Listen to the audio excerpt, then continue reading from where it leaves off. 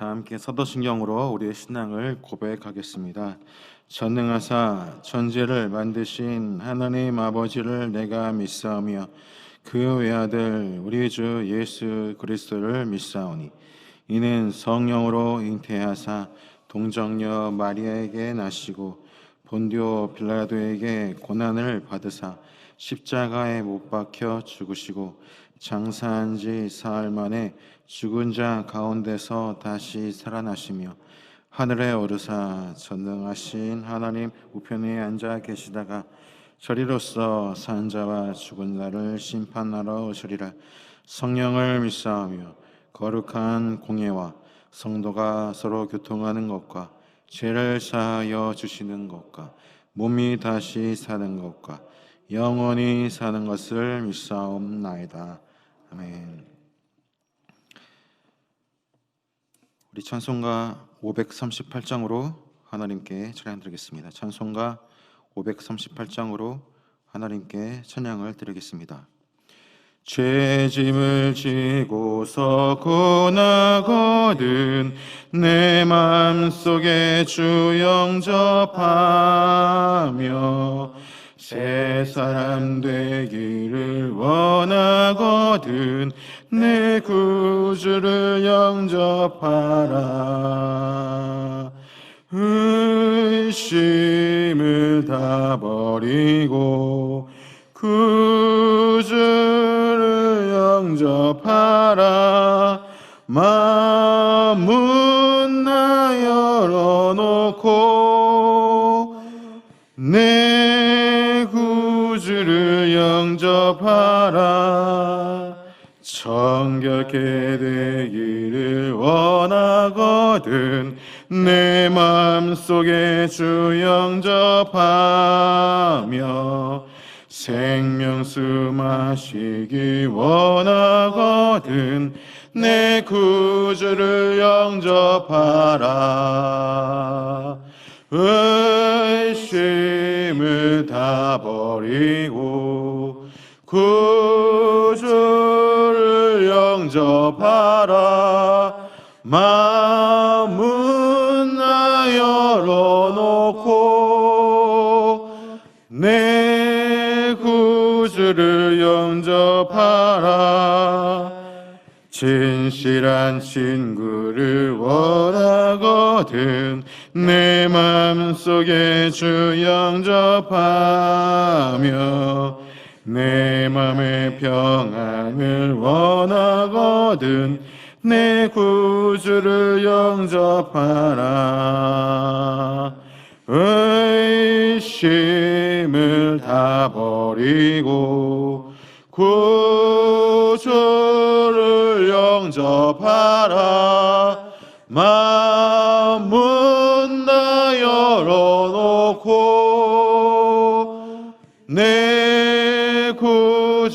구주를 영접하라. 즐거운 찬송을 하려거든 내 맘속에 주 영접하며 평안한 복지에 가려거든 내 구주를 영접하라. 의심을 다 버리고 구주를 영접하라. 만문 다 열어놓고 내 구주를 영접하라.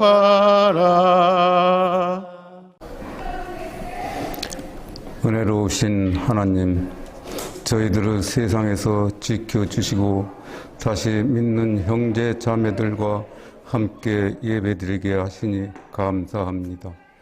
세상에서 방황하며 범죄했던 죄인들을 용서하여 주시고 자비하신 손길로 구원의 은혜를 베풀어 주시옵소서. 자비가 풍성하신 사랑의 하나님, 저희들을 위하여 흘려주신 십자가의 보혈을 의지하옵고 이 시간 주님 앞에 머리 숙였사오니 저희들의 죄를 용서하여 주시옵소서. 이제는 진실로 죄를 떠난 삶을 살도록 노력하며 하나님이 기뻐하시는 삶을 살아갈 수 있도록 인도하여 주시옵소서. 하나님, 이 나라와 민족을 보호하여 주시옵소서. 어두운 이 사회를 정화시켜 주시고 밝은 빛으로 인도하여 주시옵소서. 국무위원들에게 하나님의 말씀을 깨달을 수 있는 가난한 마음을 주시고 주님 앞에 애타는 심령으로 이 나라를 이끌어 갈 수 있도록 도와주시옵소서. 모든 불의와 부조리를 버리고 주님의 거룩한 법을 따르게 하여 주시옵소서. 자비로우신 하나님, 이 시간 슬픔과 낙심에 좌절하고 있는 심령 위에 주님의 사랑으로 위로와 평안을 주시고 슬픔이 기쁨으로 낙심이 희망으로 바꾸는 역사가 나타나게 하여 주시옵소서. 우리 모든 성도들이 삶이 하나님의 말씀에 따라 살아갈 수 있는 믿음과 용기와 희망을 주시기를 간절히 기도드립니다. 평화의 주님, 주님의 몸된 교회도 봄의 훈훈한 바람처럼 주님의 사랑과 평안을 느낄 수 있는 성전이 되게 하여 주시옵소서. 세상을 이길 힘과 능력을 공급받는 곳이 되게 하여 주시옵소서. 오늘도 생명의 말씀을 들고 단위에 서시는 목사님을 성령의 능력으로 강력하게 붙드시고 지금도 살아계셔서 역사하시는 주님을 말씀 속에 다시 만나는 시간이 되게 하여 주시옵소서. 예수 이름으로 기도드리옵나이다. 아멘. 함께 은혜 받으실 하나님의 말씀은 신약성경 로마서 7장 12절 말씀이 되겠습니다. 신약성경 로마서 7장 12절 말씀을 다 함께 합독하도록 하겠습니다. 이로 보건대 율법도 거룩하며 계명도 거룩하며 의로우며 선하도다. 아멘. 율법의 역할, 이와 같은 제목으로 이 시간 함께 은혜를 나누고자 합니다. 로마서 7장은 그리스도와의 연합을 통하여 율법에서 자유하게 하는 은혜를 설명하고 있습니다. 우리는 그리스도의 몸으로 인하여 율법에 대하여 죽임을 당하였기에 이제 그리스도와 연합하여 하나님을 위하여 열매 맺는 삶을 살아가는 것입니다. 사도 바울은 우리가 율법 아래 있을 때는 죄의 정욕이 우리 지체 가운데 역사하여 우리로 사망을 위하여 열매를 맺게 했습니다. 이제는 우리가 매어있던 율법에서 벗어나 성령으로 섬기는 삶을 살아갑니다. 이때 유대인들이 율법의 역할이 무엇인지에 대하여 바울에게 의문을 제기합니다. 어떤 사람은 사도 바울에게 율법이 죄냐고 묻기도 했습니다. 이에 대하여 사도 바울은 7절 말씀과 같이 이렇게 대답했습니다. 그런즉 우리가 무슨 말 하리요? 율법이 죄냐? 그럴 수 없느니라. 사도 바울은 율법은 결코 죄가 아니라고 답변을 한 것입니다. 맞습니다. 율법 자체는 결코 죄가 될 수가 없습니다. 율법은 하나님의 거룩하심의 기준으로서 이스라엘 백성이 살아가야 하는 규범이었습니다. 사도 바울은 분명하게 12절 말씀에 이렇게 기록하고 있습니다. 이로보건대 율법도 거룩하며 계명도 거룩하며 의로우며 선하도다. 그러면 율법의 참된 의미가 무엇인지를 사도 바울은 이 로마서 7장을 통하여 다음과 같이 설명하고 있습니다. 첫 번째로 율법은 죄를 알게 해줍니다.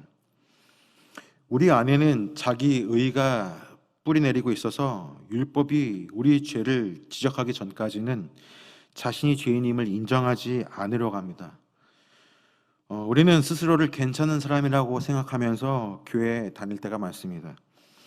오늘날 많은 사람들은 교회를 다닐 때 사회적인 관계를 맺어서 뭔가 삶의 위로를 받기 위해서 다니는 사람도 있을 것이고, 또 말씀을 배워서 자기의 성공과 자기의 발전, 자기 개발을 이루기 위한 도구로서 이용하기 위해 교회를 다니는 사람도 있다고 우리는 볼 수 있습니다. 이처럼 자기 의에 뿌리 내린 사람은 예수 그리스도를 통하여 얻는 의를 알지 못하는 것입니다. 사도 바울은 율법으로 말미암지 않고는 자신이 죄를 알지 못했다고 했습니다. 로마서 3장 20절에서 사도 바울은 율법으로는 죄를 깨달음이니라 라고 한 적이 있습니다. 이제 사도 바울은 율법을 자신에게 적용하며 죄를 알게 되었다고 했습니다. 7장 7절 말씀에 그런즉 우리가 무슨 말 하리요? 율법이 죄냐? 그럴 수 없느니라. 율법으로 말미암지 않고는 내가 죄를 알지 못하였으니 곧 율법이 탐내지 말라 하지 아니하였다면 내가 탐심을 알지 못하였으리라. 사도 바울은 자신이 죄인됨을 알게 된 것은 십계명의 10번째 계명을 통해서였음을 강조하고 있습니다. 하나님께서 시내산에서 모세에게 주신 십계명 중에 10번째 계명, 탐하지 말라는 것이죠.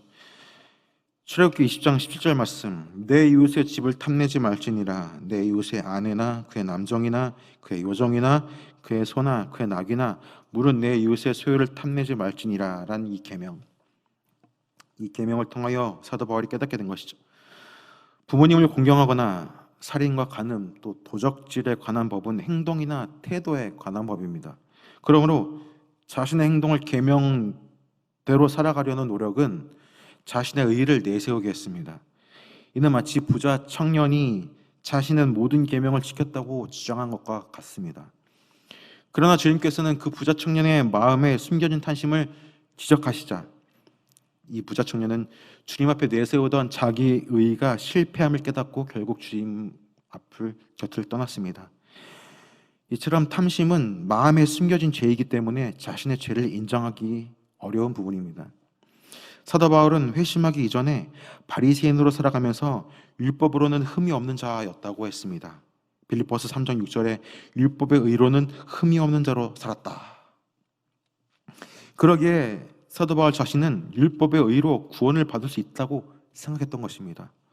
그러나 탐심은 내적인 욕망이나 충동, 육신적인 정욕이기에, 탐심은 하나님보다 자신의 욕구를 추구하고자 하는 마음이기에 하나님 앞에 우상이 되는 것입니다.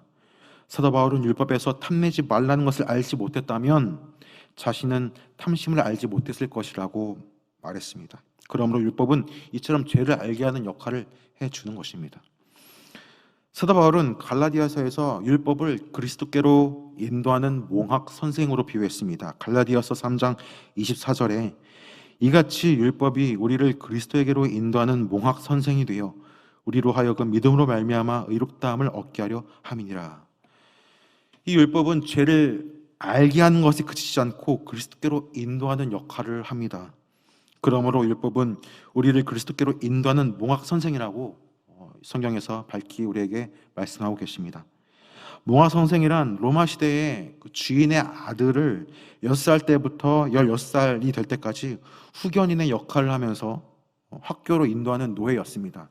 즉 이제 아이를 가르치는 교사인데, 율법은 바로 이와 같이 우리를 그리스도로 인도하는 교사 역할을 하는 것입니다. 그리하여 우리가 믿음으로 말미암아 의롭다함을 얻게 하는 역할을 하는 것입니다. 더 나아가 두 번째로 율법은 어떠한 역할을 갖고 있느냐? 죄를 자극합니다. 사도 바울은 죄를 의인화하여 율법을 통하여 죄를 범하게 한다고 했습니다. 죄는 단순히 하나님께 불순종하는 행동이 아니라 역사하는 권세인 것입니다. 이 죄는 계명을 이용하여 각종 탐심을 이루게 한다고 했습니다. 오늘 본문 로마서 7장 8절에 보면은, 그러나 죄가 기회를 타서 계명으로 말미암아 내 속에서 각양 탐심을 이뤘나니 이는 법이 없으면 죄가 죽은 것임이니라. 이 기회라는 단어가 등장하는데, 이 기회는 군사 기지를 나타내는 데 사용하는 단어입니다. 이 기회는 군인들이 군사 작전을 펼치기 위한 군사 기지와 같은 것입니다. 사도 바울이 이 단어를 사용한 이유는 이 죄가 하나님의 거룩한 계명을 사용하여 우리가 계명에 불순종하도록 유혹하기 때문에 사도 바울이 이 단어를 선택한 것입니다. 죄는 우리로 하여금 계명을 따르지 않게 하는 역할을 합니다. 에덴 동산에서 하나님께서 선악과를 알게 하는 나무의 실과를 먹지 말라고 명령하셨거든요. 이것은 하나님의 계명이죠. 그런데 사탄은 이 하나님의 계명을 이용하여 하와를 유혹하는 장면을 우린 창세기를 통해서 볼 수가 있습니다. 창세기 3장 1절과 4절부터 6절까지의 말씀을 보면, 하나님이 참으로 너희더러 동산 모든 나무의 실과를 먹지 말라 하시더냐. 뱀이 여자에게 이르되 너희가 결코 죽지 않냐리라. 너희가 그것을 먹는 날에는 너희 눈이 밝아 하나님과 같이 되어 선악을 알 줄 하나님이 아심이니라. 여자가 그 나무를 본즉 먹음직도 하고 보암직도 하고 지혜롭게 할 만큼 탐스럽기도 한 나무인지라. 여자가 그 실과를 따먹고 자기와 함께한 남편에게도 주매 그도 먹은지라.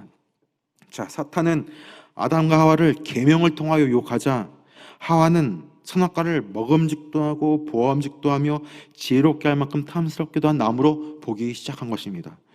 그러자 하와는 주저하지 않고 그 실과를 먹고 남편에게도 주고 말았습니다.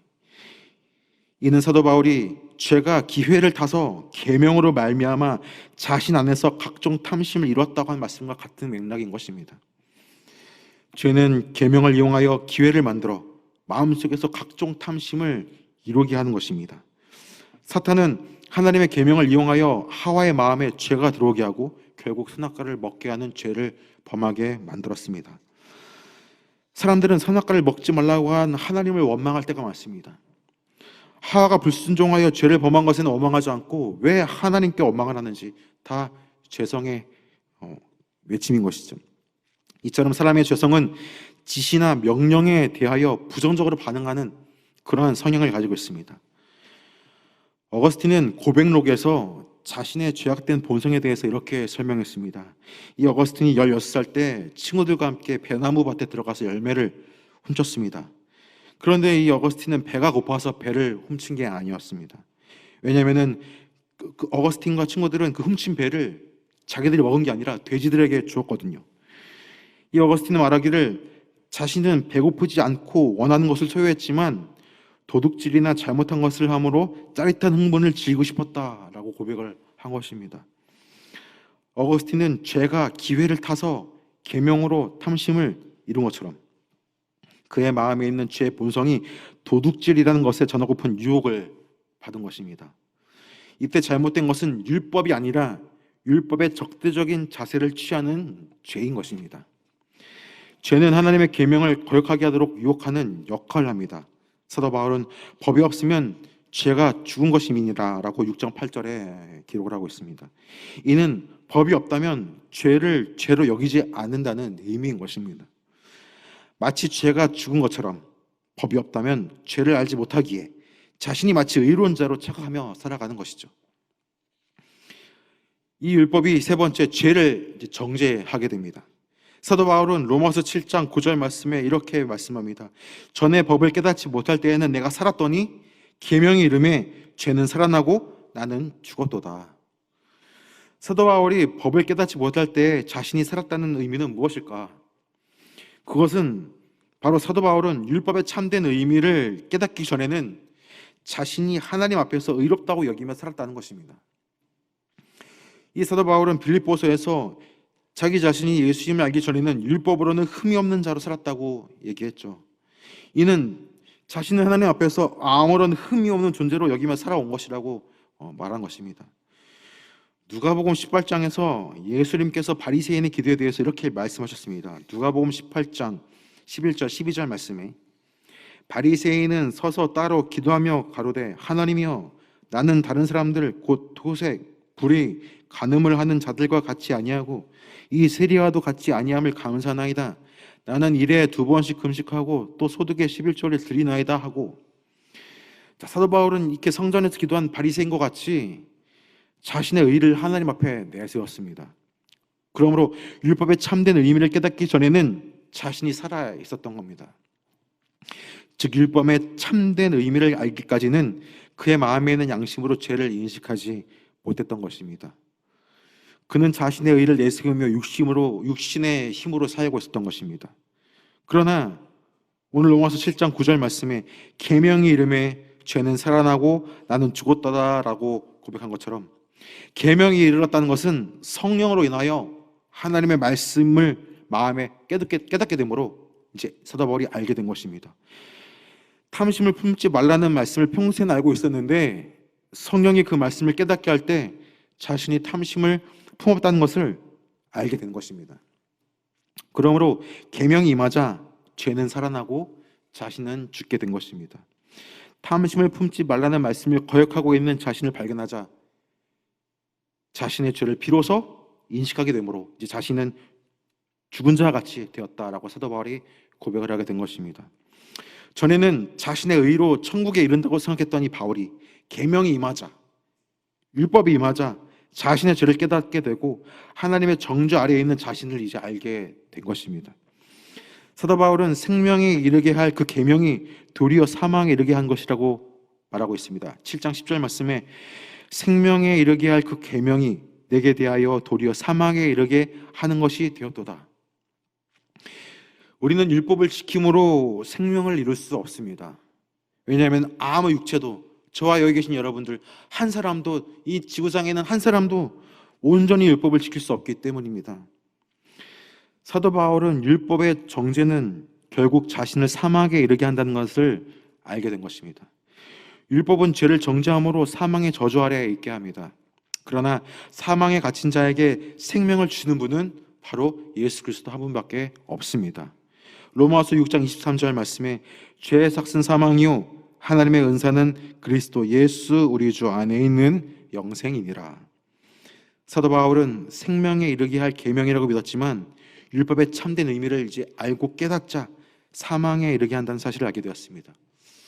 하나님은 공경에 처한 우리를 버리지 아니하시고 율법 외에 다른 의가 되시는 예수 그리스도를 구주로 예비하셨습니다. 로마서 3장 21절 22절 말씀에 이제는 율법 외에 하나님의 한 의가 나타났으니 율법과 선지자들에게 증거를 받은 것이라 곧 예수 그리스도를 믿음으로 말미암아 모든 믿는 자에게 미치는 하나님의 의인이 차별이 없느니라. 하나님은 율법과 선지자들이 증거했던 예수 그리스도를 보내주심으로 그를 통하여 우리에게 영생을 얻게 하신 것입니다. 율법을 지킴으로 영생을 얻는 것이 아니라 다른 의인 예수 그리스도를 통하여 영생을 얻게 하신 것이죠. 그런데 율법은 과연 어떠하냐? 네 번째로 율법은 거룩하다라고 또 사도 바울이 설명하고 있습니다. 율법은 거룩한 하나님의 법입니다. 그러므로 우리는 선하신 하나님의 율법을 탓할 수가 없습니다. 7장 12절 말씀 이로 보건대 율법도 거룩하며 계명도 거룩하며 의로우며 선하도다. 하나님이 율법을 주신 이유는 우리가 하나님의 거룩함을 배워서 이방인과 구별된 거룩함으로 살도록 하시기 위함으로 우리에게 율법을 주신 것입니다. 율법의 핵심은 하나님 사랑과 이웃 사랑이죠. 죄는 항상 기회를 타서 우리를 속이는 역할을 합니다. 로마서 7장 11절 말씀에 죄가 기회를 타서 계명으로 말미암아 나를 속이고 그것으로 나를 죽였는지라. 우리를 속이는 것은 계명이 아니라 법이 아니라 죄라고 했습니다. 우리가 율법에서 자유하게 된 것은 율법이 나쁘거나 죄 때문이 아닙니다. 율법은 생명을 줄 수 없기에 생명을 주시는 그리스도와 연합하기 위하여 율법에서 벗어난 것입니다. 죄는 기회를 얻는 대로 우리를 속이고 영적으로 하나님과 분리되는 죽음에 이르게 합니다. 사도 바울은 선한 율법이 사망이 되지 않았다고 했습니다. 로마서 7장 13절 말씀에 그런즉 선한 것이 내게 사망이 되었느냐? 그럴 수 없느니라. 오직 죄가 죄로 드러나기 위하여 선한 그것으로 말미암아 나를 죽게 만들었으니 이는 계명으로 말미암아 죄로 심히 죄되게 하려 함이니라. 죄는 우리를 속여서 율법으로 인하여 사망에 이르게 하는 것입니다. 율법은 정죄하는 기능은 있지만 생명을 주는 기능은 없습니다. 이는 법이 정죄하여 판결을 때리지만 죄인을 구제하시는 법이 없는 것과 같습니다. 죄는 우리를 사망에 이르게 하는 것은 율법이 죄를 정죄하여 사망에 이르도록 하기 때문인 것입니다. 하나님께서 선악을 알게 하는 나무의 씨가를 먹으면 죽으라고 한 것은 하나님의 법이죠. 이와 같이 죄가 하나님의 말씀을 통하여 아담과 하와가 선악과의 과실을 먹음으로 사망에 이르게 한 것입니다. 이처럼 죄는 속이는 기능을 가지고 있습니다. 죄는 우리로 하여금 우리 자신의 죄에 안주하도록 속이는 기능을 갖고 있습니다. 죄는 우리가 종교적인 열심으로 하나님을 섬기면 구원을 받을 수 있다라고 속이면서 우리를 유혹합니다. 죄는 우리가 은밀하게 우리 스스로 죄를 숨기면 아무도 알지 못할 것이라고 속입니다. 죄는 우리가 우리의 행복을 위해서 다른 사람을 속이거나 해치면 괜찮다라고 속입니다. 죄는 우리가 그동안 하나님을 잘 믿었으니 이제 세상에 나가서 향락을 즐겨도 좋다라고 속이고 있습니다. 그러나 율법은 우리의 죄를 알게 함으로 자신이 영적으로 죽어있는 상태를 깨닫게 해줍니다. 그러므로 우리가 생명을 얻기 위하여 주 대신 예수님을 믿어야만 깨달을 수 있고 알게 되고 방향을 돌이켜 주님께로 나올 수가 있는 것입니다. 사도 바울은 디모데전서 1장 13절 15절 말씀에 이렇게 고백하고 있습니다. 내가 전에는 회방자요 핍박자요 포행자였으나 도리어 긍휼을 입은 것은 내가 믿지 아니할 때 알지 못하고 행하였음이라. 미쁘다 모든 사람이 받을 만한 이 말이요 그리스도 예수께서 죄인을 구원하시려고 세상에 임하셨다 하였도다. 죄인 중에 내가 괴수로다. 사도 바울은 자신이 죄인이라는 사실을 깨닫는 순간 자신이 죽었다고 했습니다. 사도 바울은 전에는 의로운 바리새인으로서 선한 행위로 의롭게 되어 천국에 갈 수 있다고, 난 천국에 갈 수 있어 라고 믿었습니다. 그러므로 사도 바울은 율법에 열심히 했고 금식기도도 열심히 했고 다른 사람과 같지 않는 정말 종교적인 삶에 만족하며 사는 인물이었습니다. 어찌 보면 사도 바울은 죄에 속아서 사는 사람인 것입니다. 그런데 이 사도 바울에게 탐심을 품지 말라는 계명을 자신이 지키고 있지 못한 사실을 깨닫게 된 것입니다. 율법을 통하여 깨닫게 된 것이죠. 그러므로 그의 모든 육체를 의지했던 모든 소망이 사라지고 결국 나는 죽었다라고 고백을 한 것입니다.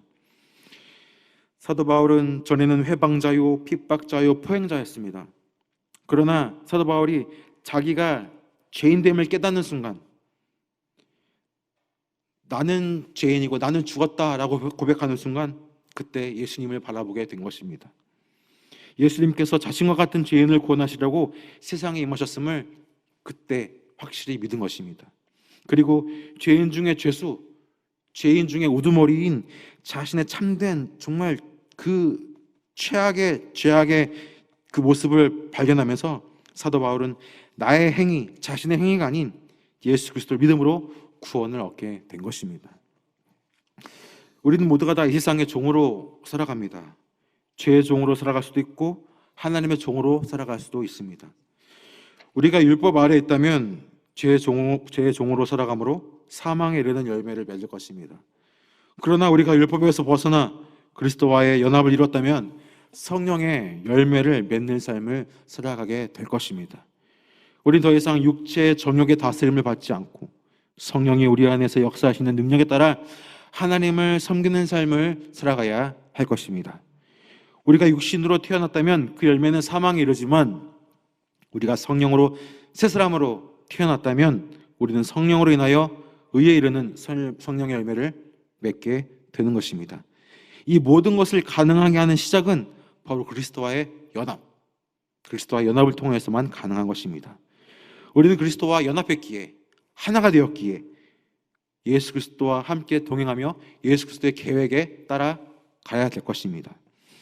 이제는 내 뜻대로, 우리의 뜻대로 살아가는 것이 아니라 신랑 되신 예수 그리스도, 나와 연합하신 예수 그리스도를 기쁘시게 하기 위하여 그 예수 그리스도와 항상 함께 연합되는 삶을 삶으로 항상 예수님과 동행 가운데 기쁨을 얻고 쉼을 얻고 안정함을 누리며 하나님의 큰 축복을 받는 저와 여러분이 되어야 할 것입니다. 오늘 사도 바울의 율법의 역할에 대한 가르침을 통하여서 예수님을 보내주신 하나님께 찬양하며 예수님만으로 만족하며 예수님을 믿음으로 구원 얻을 수 있는 참된 진리에 하나님께 감사하며 영광 돌리는 귀한 우리 모두가 되기를 주님의 이름으로 축복합니다. 기도하겠습니다. 하나님 아버지 감사합니다. 신랑 되신 예수님을 보내주셔서 우리의 행위와 노력이 아닌 오직 믿음으로 예수 그리스도를 믿음으로 구원에 이르게 하시고 참된 진리를 통하여서 하나님 백성으로 삼아주시니 감사합니다. 어제나 오늘이나 영원토록 동일하셔서 이 시간에도 우리의 예배를 받으시고 우리의 기도를 들으시고 말씀을 통하여 우리 심령 가운데 말씀하시고 음성을 주시니 감사합니다. 하나님의 음성 한마디 한마디 성경에 기록된 하나님의 그 말씀, 기록된 말씀 놓치지 않고 그 말씀만 붙잡고 믿음으로 전진하여서 내 행위와 내 노력이 아닌 내 욕심이 아닌 내 인간적인 내 노력이 아닌 오직 말씀을 통하여 주신 그 믿음, 성령을 통하여 밝혀주신 그 말씀을 통하여 그 믿음의 길을 걸어가는 귀한 믿음의 공동체 되게 하여 주시옵소서. 이 자리에 함께 모인 성도님 또 영상으로 함께 예배드린 귀한 성도님들 한 사람 한 사람 모두가 다 더욱더 영혼이 잘된 것처럼 범사가 잘되며 강건한 축복이 차고 넘치는 은혜가 임하게 하여 주시옵소서. 감사하고 예수님의 이름으로 기도합니다. 아멘. 이 시간 다 함께 합심하여 함께 기도하는 시간 갖도록 하겠습니다. 말씀을 생각하면서 주님, 우리가 더욱더 예수님 한 분만으로 만족하며 예수 충만, 성령 충만, 말씀으로 충만한 삶을 살게 하여 주시옵소서. 또 우리 교회를 위해서 장애인되기를 위하여서 여러분의 각자 개인과 가정과 삶 가운데 모든 문제를 내려놓고 다 함께 주님의 성을 세 번 부르고 합심하여 기도하겠습니다. 주여, 주여, 주여. 주신 아버지 감사합니다. 참여합니다. 할렐루야. 주신 아버지 감사합니다. 할렐루야. 나의 아버지 감사합니다. 성령으로 충만하게 주시옵소서. 악한 옷 마귀를 가려 주시옵소서. 인정합니다. 원양합니다. 모셔드립니다. 의지합니다. 이 시간 찬절히 주님 앞에 기도하며 나갈 때 아버지는 우리에게 믿음을 더하여 주시고 아버지는 우리가 모든 부족한 것들을 아버지 믿음을 통하여 하나님을 기쁘시게 하여 주시옵소서. 하나님 이 시간 주님을 바라보며 나가길 원합니다. 하나님 주님을 바라보며 나가길 원합니다.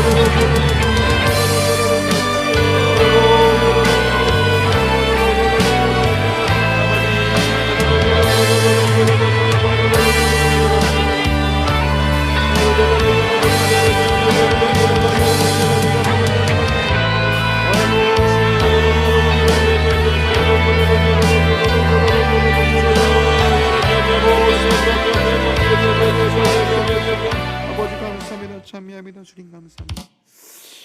이 시간 중보기도 시간입니다. 이교구의 이정호 집사님께서 돌방성 난청 치료를 위하여서 기도 제목을 내놓으셨고, 또 이정래 성도님께서 척추협자증 치료를 위하여서 또 기도 제목을 내놓으셨습니다. 삼여구 김정화 권사님 소세포암 치료를 위하여서, 또 윤경로 성도님 열이 내리고 욕창 치료와 정상적으로 식사할 수 있도록 함께 여러분 중보해 주시기 바라며, 윤명순 권사님 유방암으로 투병 중에 계신데 하나님께서 치료해 주시도록 함께 기도해 주시고, 원옥재 집사님 폐와 기관지가 좁아져서 매우 힘드신 상태인데 치료에 하나님의 치료에 임하심이 임하도록 간절히 기도해 주시고, 또 오교구 김곤순 권사님 허리와 허리 통증이 회복이 속히 될 수 있도록 함께 기도해 주시고, 김복순 성도님 위암 4기 계신데 하나님께서 치료해 주시고 위로와 평안이 가득하도록 같이 기도해 주시고, 박혜숙 권사님 어깨 회전근 파열로 말미암아 치료 중에 계신데 수술하지 않고 하나님께서 치료하시도록 함께 기도해 주시고, 육교구의 정근영 성도님 뇌출혈 후 의식불명 상태인데 의식이 속히 회복되도록 돌아오도록 같이 함께 기도해 주시기 바랍니다. 화면을 통해서 함께 중보 기도해 주시고, 또 우리 교회를 위해서, 우리 여도수범교회 사역을 위해서, 당회장님을 위해서, 또 장현대교를 위해서, 또 장현대교 대교장님을 위해서, 우리 교역자분들을 위해서 장현대교의 토요 예배와 또 수요차례 예배와 모든 예배가 온전히 회복되어서 하나님께 기쁨이 되는 귀한 장현대교 될 수 있도록 다 함께 주님의 성호 3번 부르고 다시 한번 기도하겠습니다. 주여, 주여, 주여. 좋으신 아버지 감사합니다.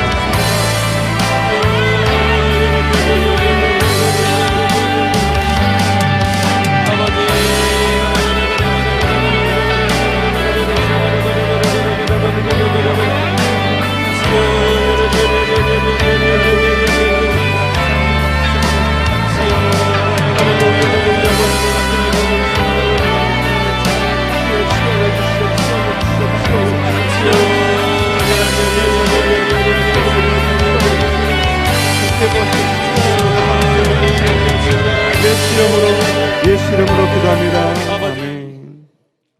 이 시간 몸이 아프신 분은 아픈데 손을 얹어주시기 바랍니다. 문제를 갖고 계신 분은 가슴에 손을 얹어주시기 바랍니다. 좋으신 아버지 하나님 감사합니다. 예수 그리스도는 어제나 오늘이나 영원토록 동일하십니다. 죽은 자를 살리시며 없는 것을 있게 하신 주님께서 이 시간 우리의 간구와 기도를 들으심을 믿습니다. 내 입을 넓게 열라 내가 채우리라 하셨습니다.